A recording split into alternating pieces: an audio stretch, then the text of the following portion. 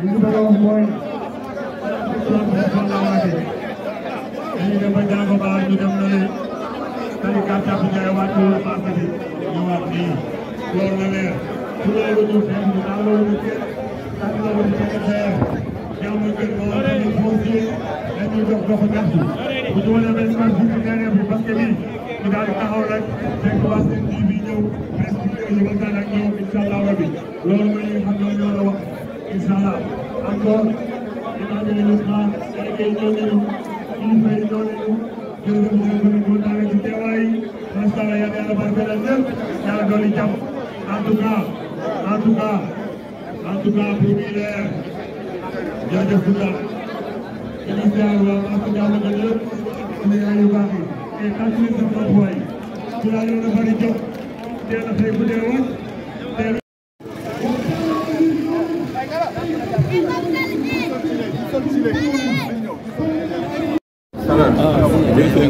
إذا أحسن المصطفى الشريف يوم المحشر غير الورى من تقضي بالكوثر عليه صلى ربنا وسلم وعلى بخيرنا وعمما بخيرنا وعمما اللهم صل على سيدنا محمد الفاتح لما أغلق فاتح وعلى آله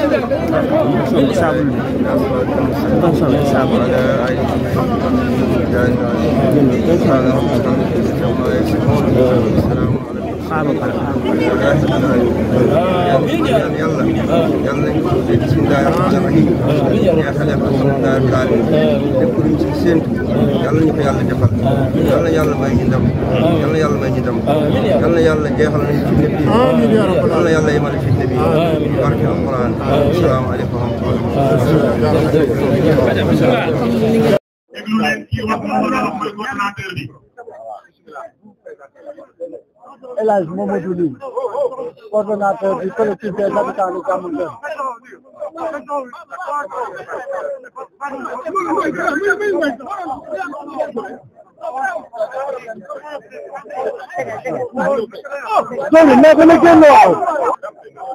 El Hadj Mamadou Ly, coordonnateur du collectif des habitants de Diamaguène. Diamaguène a été créé en 1960 par les ex-habitants de Baye Gaïndé, déguerpis par l'État du Sénégal pour la construction de cités HLM 1 et 2. Samba Dramé, futur chef de quartier, va négocier avec les familles Lebou, Mahed Gueye et Daouda Fall deux titres fonciers de 7 hectares 20 et 4 hectares pour un montant total de 8 105 750 francs. Le titre foncier 77 98 DG devenu 446 DP pour un montant de 5 307 705 francs. Le titre foncier 99 93 DG devenu 314 DP pour un montant de 2 800 000 francs. Les populations vont verser 6 516 800 sur un montant total de 8 105 750. Avec le temps, les propriétaires terriens, impatients d'encaisser le reliquat, vont porter l'affaire en justice. Le tribunal finira par casser la vente, alors qu'il ne restait que 1 500 000 francs à solder. La vente est ouverte chez le notaire, Maître Nicolas Mbaye, et il était dit que quiconque voudra récupérer sa maison devrait s'acquitter d'un montant de 50 000 francs. Les populations vont cependant payer la somme exigée par les Lebou chez Nicolas Mbaye et même après sa mort chez le notaire Boubacar Seck. Malgré cette douloureuse situation, les maisons ont continué à faire l'objet de vente à de nouveaux acquéreurs, provoquant ainsi une confusion totale parmi les habitants de Diamaguène. Ces nouveaux ayants droit, sachant qu'ils ne peuvent pas entrer en possession de leur maison, vont emprunter de l'argent à des banques de la place en laissant leurs titres fonciers en guise de garantie. Ces maisons, une fois hypothéquées, vont devenir des propriétaires de la banque qui va les confier à la Société nationale de recouvrement pour une mise en vente. Commence alors une longue procédure devant les juridictions qui finira par des convocations à la police ou à la gendarmerie, des mises en demeure, des assignations, des exécutions et même des démolitions. Pour parer à toutes ces éventualités, nous, collectif des habitants de Diamaguène, faisons appel au sens d'équité, de justice, de paix sociale du chef de l'État qui prône le jub, jubal, jubanti. Je vous remercie. Non, on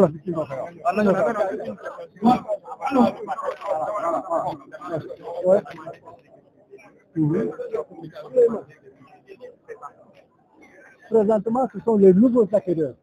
Ceux qui ont acquis ces maisons au niveau des banques, au niveau de la Société nationale de recouvrement, qui ont acheté ces maisons et qui ont quitté ces maisons-là pour venir nous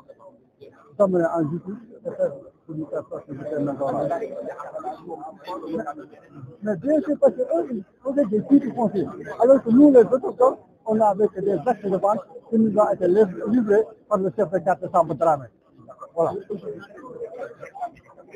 Actuellement, on réclame la normalisation de la situation. Nous voulons la normalisation de la situation et nous exigeons que l'État fasse tout pour nous mettre dans notre droit, c'est-à-dire nous donner notre titre foncier. Combien de familles sont menacées? Actuellement, il y a 150 maisons qui sont menacées actuellement. Et il y en a 9 déjà qui sont expulsées. Donc, on a... Ah, voilà. Merci beaucoup. Président coopérative des habitants président bi la président collectif des déclaration bi mooy que dañ leen di damay tënk rek depuis suma secteur administratif bi wax ndax Diamaguène fii ñun Baye Gaynde la ñu nekkoon biñ nekkee Baye Gaynde à un certain moment ñu ñëw ñun dañuy mais amuñu fi ñu yóbbu bi ñu ñëwee gouvernement bi daa ngi léegi ñu leen seet si Mody Diagne c'est le directeur du cabinet de Mamadou Dia ñu mettre en contact ak des lébou de Thiaroye la famille Guèye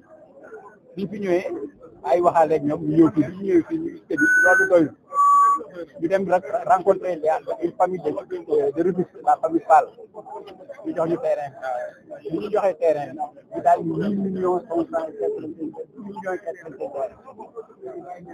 ay jël ko fay ñu nibale ko ndax fii ay garab rek a fi nekkoon ak ay lu nekk ni ci woon daal ay daal di koy maasale dagg ko à 456 parcelles ñu ko daggee ñu ku nekk dafay fay 24 000 francs à raison de 2 000 francs par mois bi ñu demee 1 an ay dajale daal di am 6 millions 500 et quelques ñu dem verser ko léegi ñu def 1 million 500 et quelques il s'est trouvé que dafa am ñu opposé woon bi léegi dañuy créer une coopérative d'habitat moo gën a yenu maanaa ko ñu koy def ci turu nit bi ñu ko def bi ñu créé coopérative d'habitat bi à chaque fois ñu dem au tribunal le chef de quartier qui était là gagné leen de 65 à 69 à chaque fois bu ñu demee ñu gagné leen ñu rejeté leen ba en 70 lañ leen reconnaître en ce temps-là il y avait un Français qui était là qui s'appelait Maître Wadi il y avait Maître Wadi qui était là moom moo doon avocat Samba Dramé boobu Doudou Ndoye ci moom la nekkoon Doudou Ndoye foofu la nekkoon ci bi Wadi di dem Wadi est parti en 75 bi ñu demee en 75 bi ñu demee en 75 Doudou Ndoye jël porte appel à chaque fois ñu dem au tribunal ne Samba Dramé ci gagné ba à la fin comme amoon na longueur amoon na lenteur aussi ñu jox début bi dañ leen di rembourser seen 1 million 500 bi leen amee 1 million 500 bi yéex Samba Dramé interdit appel depuis l'année bi renvoyé nañ ko avec Doudou Ndoye renvoyé nañ ko avec Doudou Ndoye renvoyé nañ ko lu war a mat 4 ou 5 fois bi ñu ko renvoyé le 29 avril 1976 ñu fixé affaire bi ñu ko fixé le 8 avril mu Doudou Ndoye désisté bàyyi Samba Dramé ñu cassé vente bi ñu ne léegi dañuy def que ni di ñu fayoon dañ koy considérer comme location terrain bi les 6 millions et quelques yi ñuy fayoon dañ koy considérer comme location terrain bi léegi chaque propriétaire de maison dafay fayat 40 000 francs par parcelle à raison de 2000 francs 2500 francs par parcelle 50 000 francs à raison de 2500 par parcelle biñ ciy demee de fil en aiguille xam nga tamit paa yi mënuñu woon nangu nga jënd terrain ba pare nit ñëw ngi da nga koy fayaat loolu moo indi problème moo indi différence biñ demee nag ba ci kanam ñu commencé fay daa bi ñu commencé fay tamit boo seetee ñi fay sur 456 parcelles 350 et quelques parcelles fay nañu seen 50 000 chez le notaire pour ñun à notre suñu problème moo doon que ni bu ñu fayee notaire bi comme lébu yi ñoo jëloon dundooy jël lébu yi kon boog bu ñu fayee 50 000 bi ñun dañuy quitte avec les lébu là mais par la suite dañ ko xambaat ñoom ñuy di rocc di jaay et ça loolu da problème bi demee quoi. lan ngeen soxla exactement. léegi li ñu soxla mooy que ni amoon nañu chance ci temps Abdou Diouf ba Abdou Diouf defoon benn décret 96 329 je crois si je ne me trompe mais promulgué wuñ ko mu wàcc léegi li ñu bëgg mooy que ni le président Diomaye Faye dimbale ñu ba ñu jotaat suñu terrain ndax le quartier là mi ngi fi depuis 61 lañ fi nekk 61 lañ fi nekk ba léegi kenn yandoor on dit que 150 maisons ñoo fi nekk ñoo fi am litige mooy du 150 maisons je peux dire que toutes les maisons qui n'ont pas de titre foncier bu ñu nelawee du ñu yandoor ndax ñoom am na ñi nga xam ne fayoon nañu chez le notaire jaayaat lañu seen terrain ñi nga xam ne fayoon nañu chez le notaire jaayaat nañu seen terrain kon boobu muy woon lépp ci nul n'est à l'abri loolu moo tax daal ñuy lancer un cri de cœur képp kuñ ci mën a jàppale daal mu dimbali ñu ci yàlla sax rek non dossier bi ñëwul yéegul dara yéegul dara beesu fi dara beesu maa ngi ma dara beesu ay jaay rek Fall maa ngi nuyu ñëpp votre présence bi ñëpp xam nañ ko mooy lu yëngu lu fa yëngu ko doole fii ñu taxaw xam nañ wax nañ ko léegi mooy dëkk la boo xam ne 1960 lañ ko sosoon man mii di wax ak yéen en tant que maire ci laa juddoo kon keneen ku ñëw ni day nangu kër yi am na façon bu mu jaar boo xam ne ci ay këyit la wala suuf beneen bët am ko li ñuy wax nag mooy ñu koy ñaan kilifa gu mag bi le président de la République Bassirou Diomaye Faye ak son premier ministre ñoom rek lañ ci yaakaar ginnaaw yàlla dafa un décret boo xam ni ñoom mën nañu fexe ba génne ko suñu loxo delloowaat ñu ko am titre foncier on a 150 parcelles yoo xam ne nangu nañ ko les parcelles yi ëpp ñu ko jaay 20 millions ça c'est un coût de 3 milliards pare na ci état pare na ci ñun waa Badoo ci état ñu ñaan le président de la République bu jàpp ci avec le premier ministre dimbali la communauté waan teg saw la jeunesse jigéen ñi groupement des femmes marché yëpp tëj seen marché kalandoo yi tëj nañu l'arrêt soixante bi tëj nañu pour lan pour ñu am jàmm am salaam ñu ngi nuyu imaam yi di nuyu ñëpp merci beaucoup asalaamaaleykum voilà loolu nekkoon. asalaamaaleykum donc ñu ngi waa jàmm doon ci am ndaw yëpp ñu ngi waa Tivaouane Diatta ñu ngi waa bloc donc tey ñu ñëw fii muy bis boo xam ne bisu naqar la parce que bis la boo xam ne waajur yi ñu jënd suñuy mat suñu kilifa lépp lañ fekk ci mbedd ànd ak ñun di naqarlu loo xamee ne bi nii jàpp nañu ne mooy kër yi ñuy nangu ñun ci lañ juddoo ci lañ yaroo ñun moom yaakaar naa ne bi ñuy tànk ci dëkk bi ñu am problème bi boobu juddoogul donc ci lañ ko fekk yàlla def ñu judd ba màgg ba dénk ñu ci ay responsabilité te jàpp nañ ne xeex bi ñu doon xeex yëpp mooy bés ñu mën a egsi au pouvoir mën a teg ak yi nga xam ne dina tax askan bi nga xam ne chaque jour ñu fekk ay kër génne leen ci mbedd mi ñuy taxawaalu chaque jour ñu menacé ay borom kër nga xam ne tey xelu seen dal am ñoo xamee ne bi nii amuñu benn yaakaar bu ñu ci kër boo xamee ne bi nii buñ juddoo su leen waxoon ni kër gi am na problème sax duñ ko gëm xale yi sax xamuñu woon loolu donc ñu ñëw ba jamono ji nga xamee ne bi nii mun naa wax ni jubal la ñuy dox ay prédateurs fonciers am audace dem dugg ci ay principe ak ay procédures indi ay këyit jox ñu kër yi borom kër yu bëri yu taxaw fii tey ñu ngi këyit yoo xam ne dañ leen a sommé ne leen fan yii ñëw di ngeen ci jóge loolu nag yaakaar naa ni yeneen jamono la mën a nekk mais nekk jamono yi foo dugg pour génnee borom kër yoo xamee ne dañuy bind nañ fa ay juróom fukki at juróom benn fukki at loolu jàpp naa ni da ngay jaay sa bakkan te loolu yaakaar naa ne jël jàmm dëkk moo jàmm donc ñuy woo le président Bassirou Diomaye Faye di ko wax moom la ñu am ci moom yaakaar ñun xeet bi ñu ñu àndal nii njaboot bi nga xam ne ñoom lañu waxal wax leen projet bi ñu am ba tax ñoom ñëpp ñu ànd ak ñun jàpp ci liggéey bi moo tax ñu delluwaat ñun tamit di ko delluwaat ci liggéey bi di ko ñaan ñu mun a jël pour surseoir bépp procédure boo xam ne am na mu surseoir ko en premier lieu deuxième bi ñu xool tous les principes bi nga xam ne yoon may na ko pour mu delloo njaboot bi nga xam ne amuñu dara niveau de vie bi kenn xamul nu mu toll niveau de revenu ci la faible ñu jàppale nit ñi ñu def seen kër yooyu parce que ñoom kat kër yi lañu am yaakaar kër yi rek la ñu yaakaar te kër yi tamit ñun ñu yaakaar ñu tamit kër yi lañu dëkk kër yëpp ci bokk y compris suñu kër man ñu nekk maire donc jàpp naa ni loolu kenn mënu ko seetaan kenn mënu ko expliquer dañu war a xam ne nag ñoom ñu jël ay suuf bu ci def ay mbuxur jàmm gën du laqatukaay boo xam ne mën nga fay dugg def ci loo xam ne kenn du ko yëg ba pare rëcc loolu mënut a nekk bu ñu di wax ak ñun agent président fa kon mën naa jàpp ni war nañ mën a xam ni lépp luñ ci wax dina yegg fu mu jëm donc président ci turu waa jàmm gën ci Tamba waa Tivaouane Diatta waa bloc yëpp ñu ngi lay tàllalaal loxo di la ñaan procédure boo xalaat boo mën a jël pour génnee askan bi ak famille nekk ci fitna jamono ji ñu toll nii xale yi génn ci mbedd mi ñëpp jaaxle ñii di fanaanee garder ay kër ba fajar ñii di préféré di menacer di utiliser lépp lu ñu am muy arme muy ay procédure muy force de l'ordre yi contre les populations ñu arrêté loolu ñu ñëwaat ci jàmm parce que réew ci jàmm lañ koy tabax te am nañu yaakaar ni muy président Ousmane Sonko ak gouvernement am muy président Bassirou Diomaye seen xol yi ñu am ci yërmande ci yërëm population yi ci xeex bi nga xam ne président dafa na ko ndengaleer laata muy egg sax di nekk président de la République kon xam naa ni foofu la taxaw donc information bi ñu lañ ko mënoon indee jox na ko incha allah yeneen documents yëpp ñu ngi ci procédure yi ñu ngi déposé nañ ko ci bërëb yi nga xam ne war nañ ko fa def donc muy ministère bi nga xam ne aussi moo yor wàllu urbanisme ñu jël seen responsabilité ci soir à tout ñu ngi nekkaat ci jàmm su ko defee ñu tabax réew mi yóbbu ko fañ jëm incha allah ñu ngi leen ñaanal di leen jël par rapport C'est honorable député Safiatou Malick Mbaye.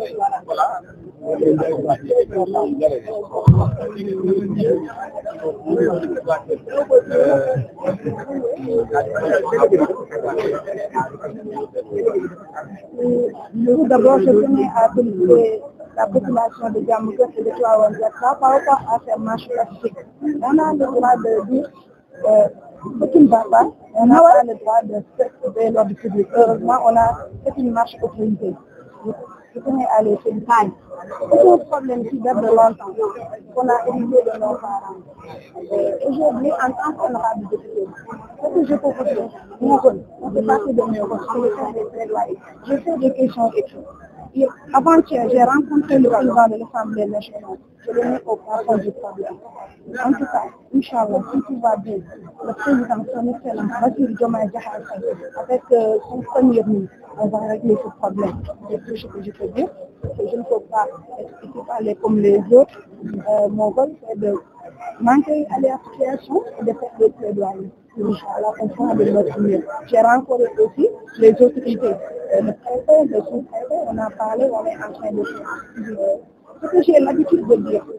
c'est pas facile de régler un problème qui date de longtemps. Mais Inch'Allah, soyons patients à la population. Quand vous dites patience, la patience, c'est pas la peine de barrer la route nationale, c'est pas la peine de faire des menaces, mais en tout cas, avec ce gouvernement de Djoubanti, on va tout mettre en ordre. N'oubliez pas qu'on a été un pays très difficile et ça fait partie de ce problème. Inch'Allah, on va résoudre.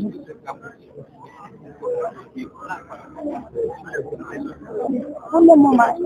je fais pas mal de questions et ça fait partie de ces questions ici. Mais on ne peut pas tout mettre. Pour le moment, on va devoir faire focus sur ce problème. Inch'Allah, la prochaine fois, c'est l'occasion de nous rencontrer. On va parler de sama teewaay en tant qu'honorable député nekk ci ndaw askan bi ci Safiatou Malick Mbaye juddoo fi màggee fi problème bi nag li ma ci wax rek donc damay remercier d'abord le politique ak ñëpp ñu ci bokk ci sens de responsabilité bi ñu am constitution moo ñu ko may ku nekk loola métti war nga kaa wax war nga kaa def mais pas ay menaces damay tëj non quand on veut régler un problème di wax ak kilifa parce que ñu waxal kilifa la c'est le garde des Sceaux, son excellence Bassirou Diomaye Diakhar Faye ak le premier ministre wax ko ci dal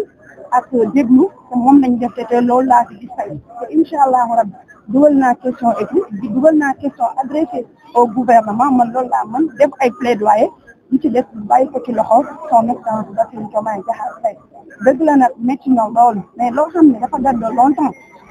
réglé ko du benn fan te nit ki tamit sooy wax ak moom ñu dëgg lañ xam ci jubal ci bi dañuy waxante tamit dëgg su ma ñëwee taxaw fi ne suba rek nekkul sama loxo mais inch'Allah duñu nelaw suñu itte la suñu lépp la duñu nelawati duñu defati dara tant que problème bi inch'Allah rek ci la ngelaw mi dugg suñu bakkan ndax moom la ñu fi tegee loolu la ñu population bi jox motivation inch'Allah je parle au nom de tous les honorables députés de 65 parce que ñun ñëpp yëg nañ ko mais en particulier des 6 honorables qui sont au niveau département de Pikine. N'oublions pas qu'on est 6. Inch'Allah, on va s'appeler régler le problème bi te kenn mënu ko régler dama koy wax suñu kilifa moo ko mën a régler muy son excellence Bassirou Diomaye Diakhar Faye te yëg na ko son premier kilifa mooy El Malick wax naa ko barki démb am nañ ci audience ma expliqué ko lépp teg na ma ci yoon mais nee na nañ ko def ci dal ak teg mais pas ay menaces jërë ngeen jëf. donc pour le benn intervenant. waaw Ousmane Diop ñu gën ma xam ci Noreyni Touba nekk président collectif pour le développement de Diamaguène.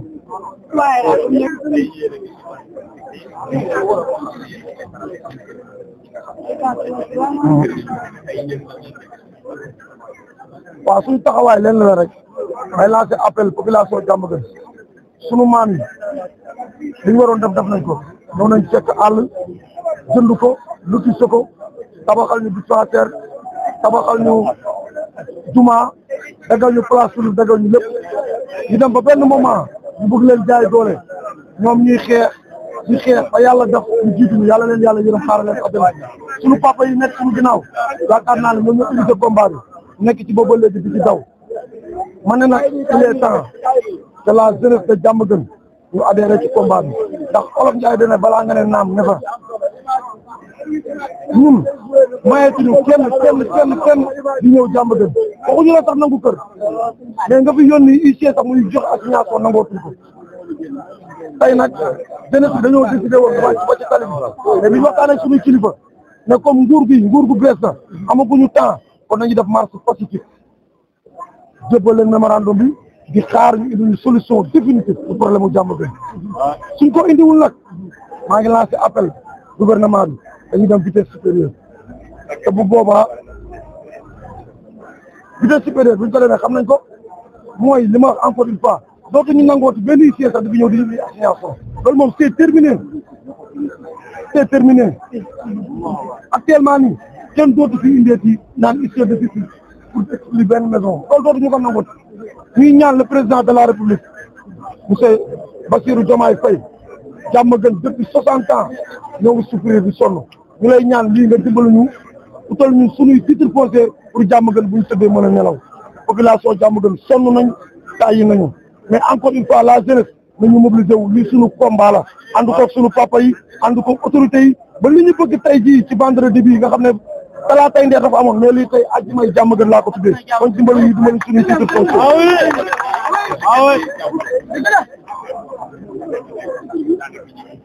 waaw loolu yaakaar naa ne ku ci mel ni kilifa yi nekk suñu ginnaaw ñoo ngi ciy dox wàllu cimetière yi mais li ñu ñor l'instant suñu kër yi nga xam ne actuellement nii cent et quelques maisons jox nañu assignation kenn du ko jël suñu bakkan lañ ciy teg bu jëree dee dañuy dee ndax mag ñi baax ñu fiy dëgg yëpp nooteel moo taxoon ñu génn réew mi kon ñun kenn du ñu noot ci li nga xam ne moom la ñu am mais encore une fois ñoo ngi ñaan le président de la république problème bii problème mu Diamaguène nguur yëpp jaar nañ ci li jënduwul ko mais am nañ yaakaar ci ñoom ndax ñu jëlee ci ñoo leen fal monsieur le président de la république Bassirou Diomaye Faye dimbali askanu Diamaguène jox leen seen titre foncier monsieur le premier ministre Ousmane Sonko dimbali population Diamaguène jox leen seen titre foncier sonn nañu